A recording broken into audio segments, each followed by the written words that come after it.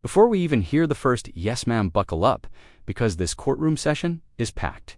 We've got felony forgery, 2 separate child endangerment charges, plea deal negotiations, a rejected prison offer, drug test drama, and even a last-minute indictment amendment. One defendant is accepting probation for multiple felonies. Another is turning down a deal that could keep him out of state jail. And then there's a positive cocaine patch that suddenly turns negative. This is real-time justice, in motion where one signature can change your life and one wrong decision can cost you years. Let's break down every twist, every ruling, and every gamble. State of Texas versus Juan Rogelio Lozano. I have parties announced for the record for the state. Daniel Escobar for the state of Texas. Defense. Robert Brobach. And are you Mr. Lozano? Yes, ma'am. All right, you entered a plea of no contest on January 26th. According to the plea work, state is recommending community supervision.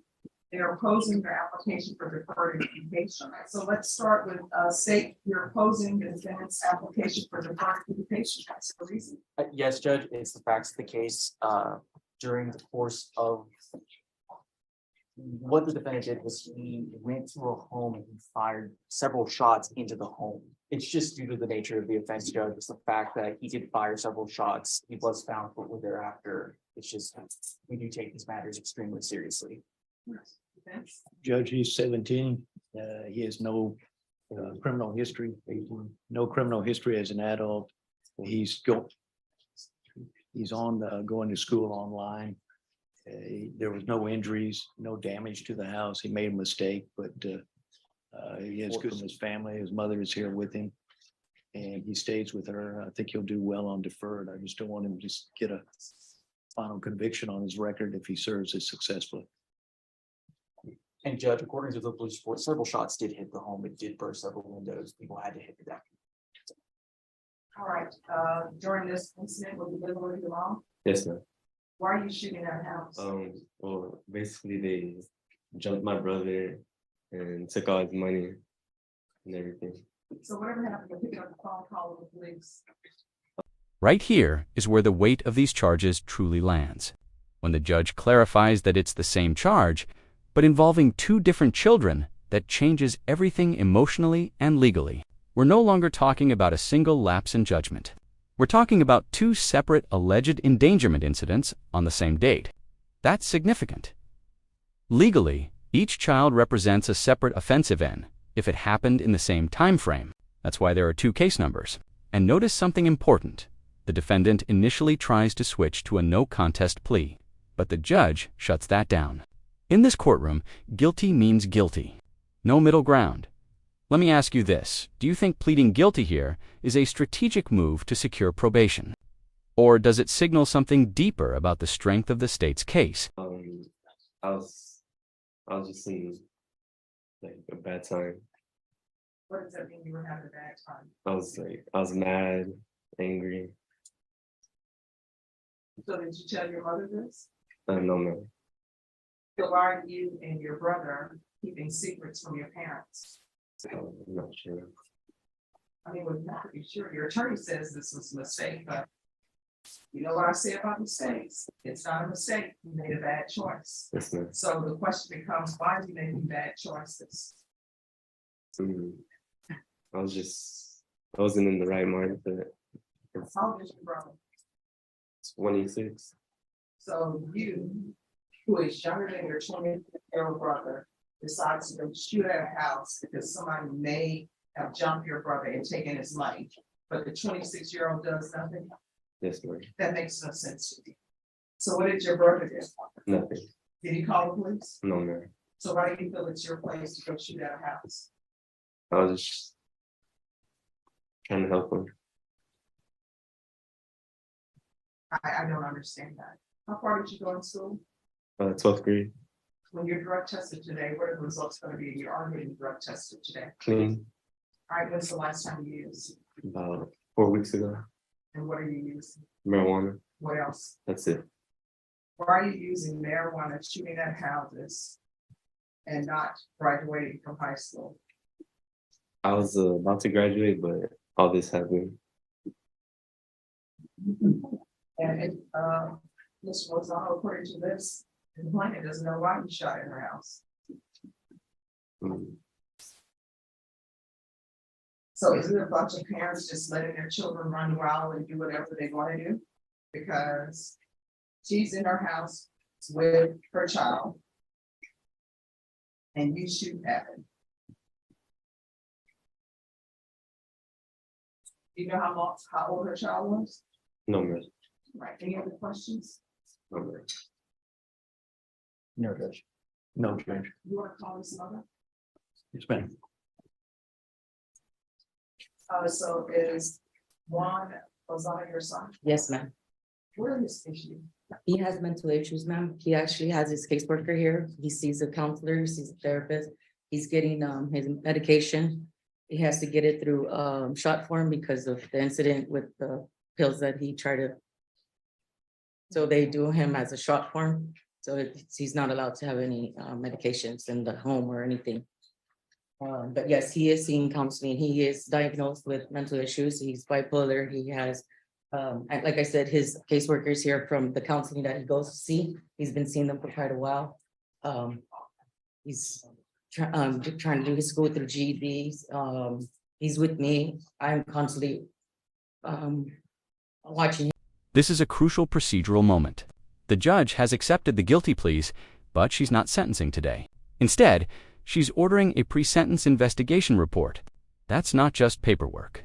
That report digs into the defendant's background criminal history, family situation, employment, mental health, everything. Why does that matter? Because deferred probation is on the table. For the third-degree felony, 6 years deferred. For the state jail felonies, 5 years deferred. Deferred adjudication is a massive opportunity. If completed successfully, it can prevent a conviction from being finalized. But if she violates even one condition, the judge can bring her back and sentence her up to the full range, allowed by law. So here's the tension. This isn't freedom, it's conditional freedom, and one misstep could flip everything. Yeah, he's 24 hours with me. So he's trying, he made a bad mistake. And yes, we do talk and we know, I know you can tell this is, I'm the one who kind of helps him out a lot. So we're reaching out to anything that he needs as far as help. So. All right, any questions, Dave? No, Judge. Defense? No, Judge. All right, thank you. All right, this is what the court is going to do.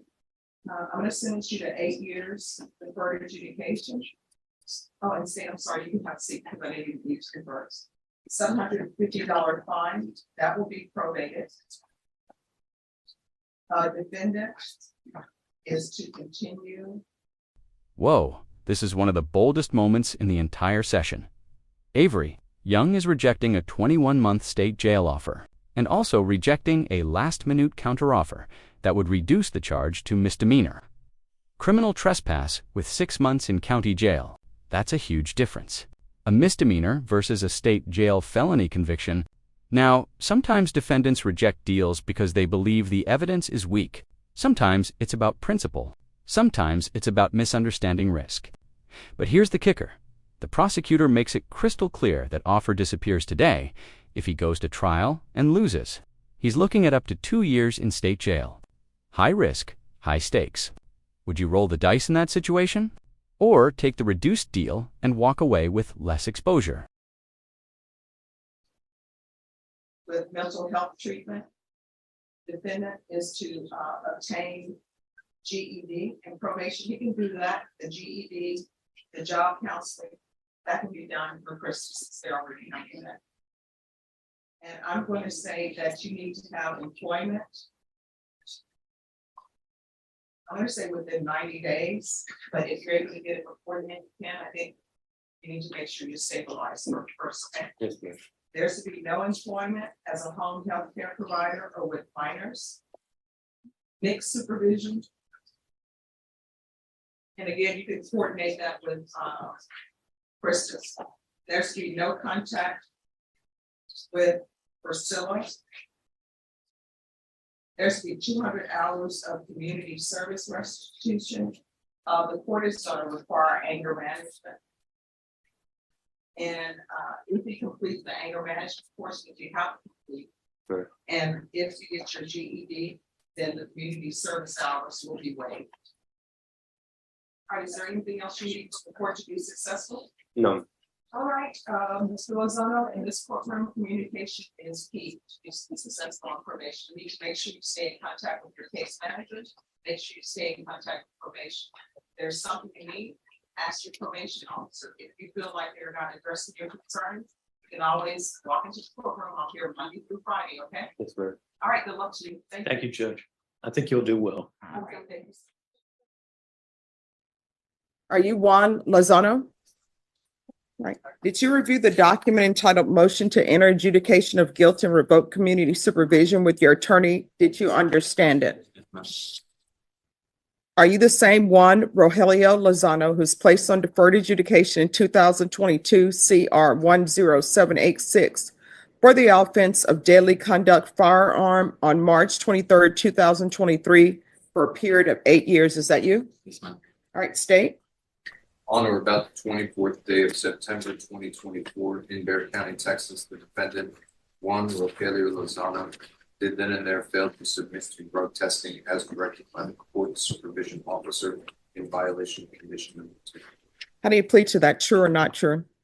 True, ma'am. Do you understand by pleading true to violation of condition number 2, the court could find it true, grant the motion, find you guilty, and sentence you up to 10 years in the prison and up to a $10,000 fine? Ma'am. Knowing that, do you still wish to plead true to violation of condition number 2? Yes, ma'am. This is where things get tense. A positive drug patch for cocaine while out on bond that can land someone back in jail immediately. Bond conditions are strict, especially in felony cases. But then we hear about a negative test today, and even a negative hair follicle test. Now here's the interesting part. Drug patches can sometimes produce disputed results. False positives are rare, but not impossible. And the defendant did something smart. She proactively got additional testing to back herself up. The judge's tone here is firm, but measured. She's not revoking bond, she's giving a warning and reinforcing compliance. This is one of those moments where accountability meets discretion. But let's be honest, if that second test hadn't come back negative, this could have ended very differently. Court will find violation of condition number 2 true. Is there a proposed agreement? There is, Your Honor, the recommendation of the supervision office initiative, weekly reporting for 60 days, but denied. Sorry, agreement, Judge. All right, and why should I follow this agreement? Why should you follow the recommendation, Your Honor? Yes. I think the state has had an opportunity to review his history, mental health history, and just the opportunities. I've spoken with this young man. You know, I've been impressed with his candor, with his humbleness, Your Honor. And I just think he's got a long way to go on probation, and he needs this help. He was denied originally for the mental health initiative, but they want to screen him while he's in jail and make sure that this is an opportunity for him, Your Honor. All right, so even though the state waived it, which I don't understand why the state waived it, I don't know how we can help somebody if they don't show up to report. So it's alleged that he didn't report. So why is he not showing up to report? Well, I think I don't have an answer for that, Your Honor. I can tell you that I think it's all part of the situation that he needs help. All right, do you want to raise your right hand for me, please? Do you solemnly swear or affirm the testimony you give will be the truth and nothing but the truth, so help you God? All right, you can lower your hand. So what has been going on in your life since the court placed you on probation? Well, man, I've been homeless and I've been staying at the Haven for hope. So, but now I got my support back, my family. I'm staying with my grandpa now. I'm working with him. I got all my stuff, clothes, all that. So I'm doing good now. All right, so why didn't you check in with probation and tell them what was going on in your life?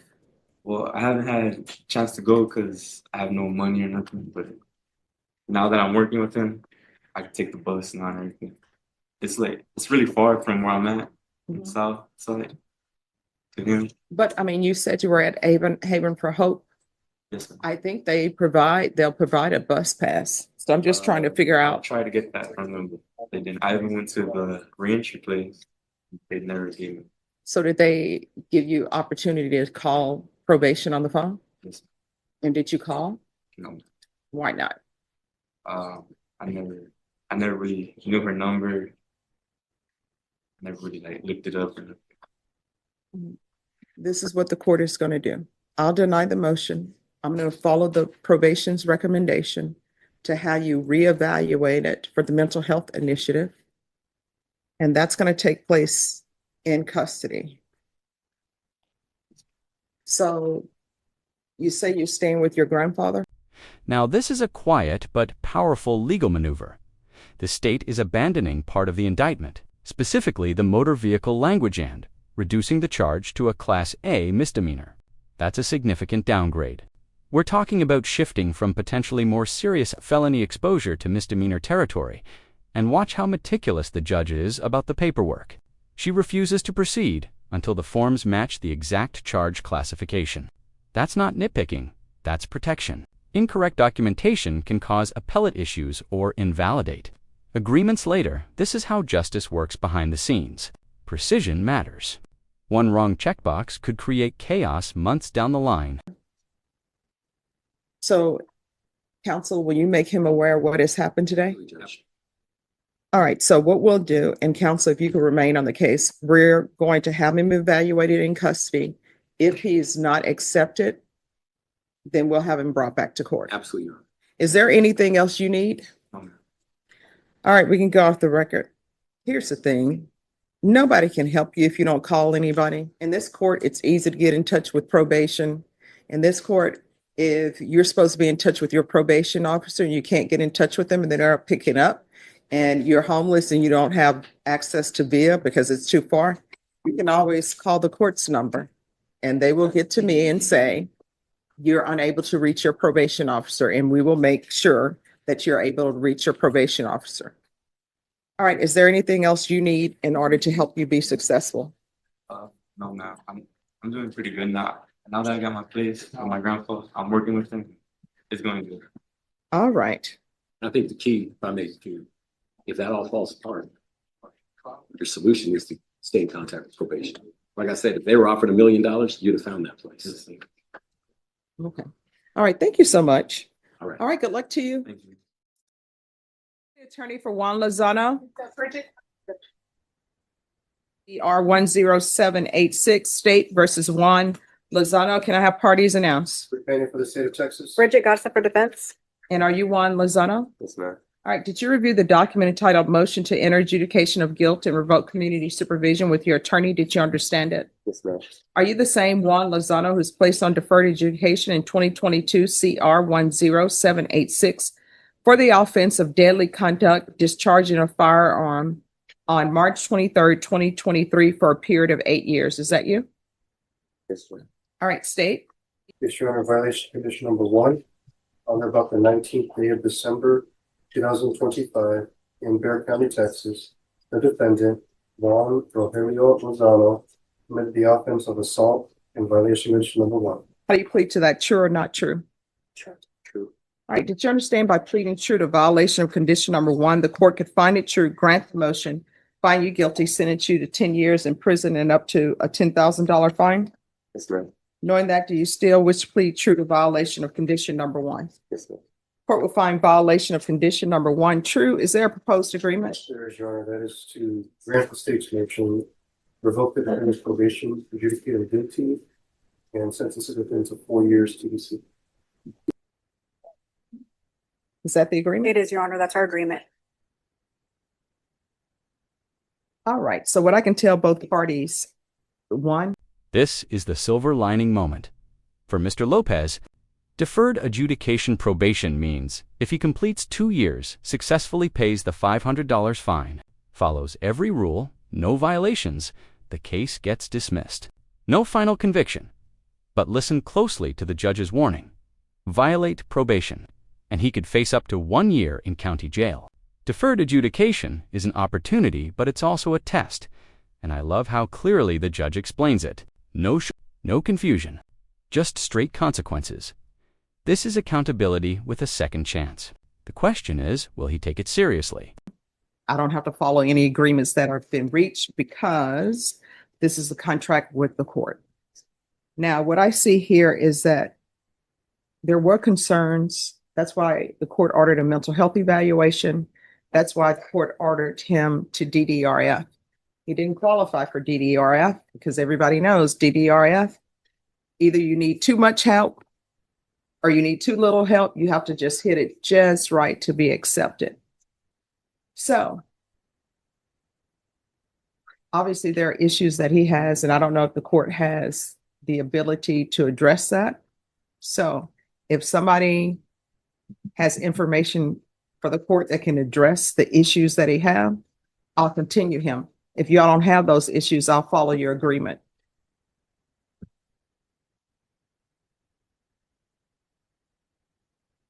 Because it appears to the court that there may be some capacity issue and some mental health issues going on here. At the time of the incident, he does need a structured environment because of his mental health issues.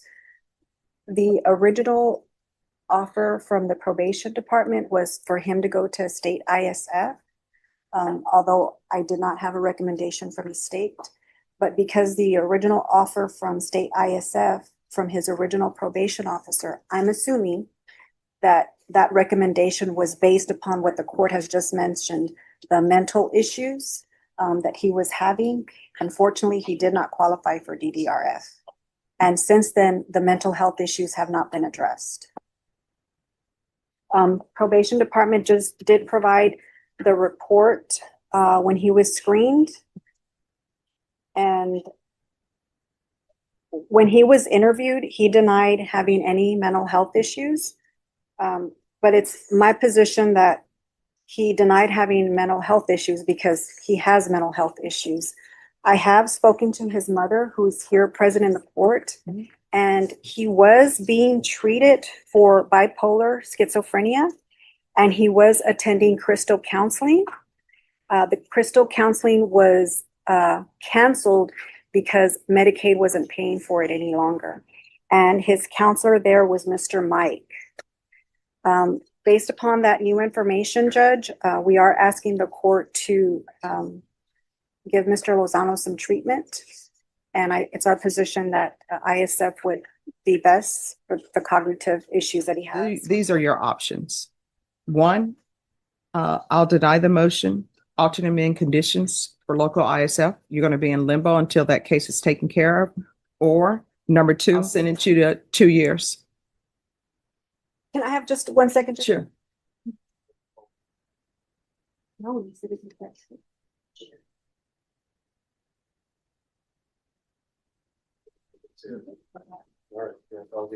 All right, so those are your options. One, I'll deny the motion, alternate amend conditions to ISF. I'm taking under consideration the fact that the defense counsel has in their possession proof that you previously were seeing a doctor for mental health issues.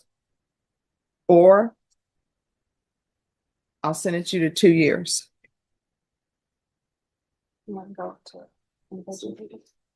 He wants to go to inpatient treatment. And just to clarify, the state offered to dismiss the new number one if he pled true.